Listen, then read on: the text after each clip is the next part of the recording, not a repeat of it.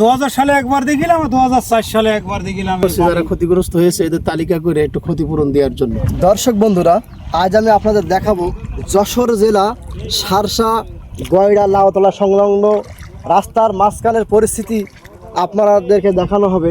আপনারা দেখেন এই রাস্তার পরে কি অবস্থা। তো আমি এই বিষয়ে চাচার কাছে আমি কিছু জিজ্ঞেস করবো। চাচা, আপনি একটু বলেন যে এই রাস্তার পরে এই কত সাল পরে এই পানিটা আপনারা দেখতে পাচ্ছেন? 2000 সালে একবার দেখিলাম, 2004 সালে একবার দেখিলাম এই পানি এই রাস্তার পদ্মে জাতি। তাছাড়া তো রাস্তা অনেক উঁচু হয়েছে, এইবারে দেখছি আবার। তো এখন এই যে আপনাদের ফসলের যে অবস্থা, এর জন্য আপনারা কিছু বলেন যে আপনারা যে ফসল যে নষ্ট হয়ে গেছে এর জন্য এ তো সবই গেছে, এ তো সব গেছে, দেখাই যাচ্ছে, সারা দেশব্যাপী দেখছে লোক। তো লোকের এইখানে দেখতে হলে তো বিকেলবেলা দেখতে হয়।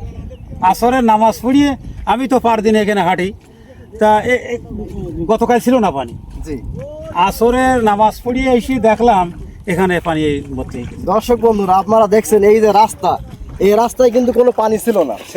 এখন দেখেন পানি, এখানে প্রচুর পরিমাণে পানি রাস্তা। আচ্ছা, তো আমি আপনার মাধ্যমে একটু জানতে চাই, এই যে মাঠের যে কৃষক ভাইদের যে ক্ষতিগ্রস্ত হয়েছে এই সম্বন্ধে আপনার কি অনুভূতি? অনুভূতি হলো আজকে হতদরিদ্র মানুষ যারা ফসল করছিল, জি, বিশেষ করে এই যে আমন ফসল সব ডুবে শেষ। এখন আমি সরকারের কাছে বা কর্তৃপক্ষের কাছে একটু উদারতা আহ্বান করছি, যারা ক্ষতিগ্রস্ত হয়েছে এদের তালিকা করে একটু ক্ষতিপূরণ দেওয়ার জন্য। জি।